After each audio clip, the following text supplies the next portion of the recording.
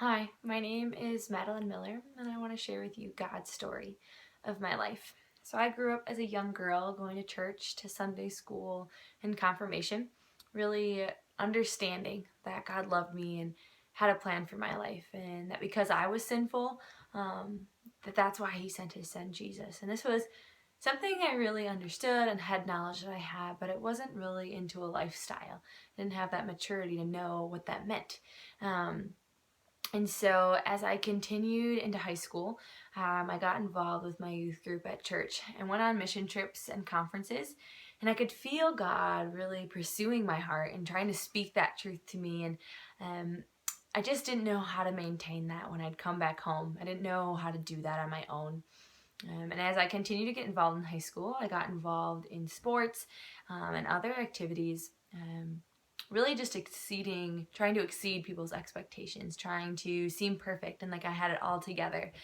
I always tried to be happy all the time and not show any form of weakness. And that was really what I found my identity in, was trying to please others and kind of show how good I could do things. And it really just led to sinful relationships, and even after high school and going into college, getting involved in the drinking scene because I was continuing to try to fit in and not really sure where my identity was, and didn't really know who I was. I kind of just masked my feelings and um, just pretended like everything was okay, but I was still really searching to find what my identity really was. And so this really just left me hopeless. I was always trying harder and just being so exhausted because I didn't know what to do. And at the end of my freshman year of college, I had a handful of women that God really sent and prepared to just speak truth into my life and wisdom, that I didn't have to be perfect.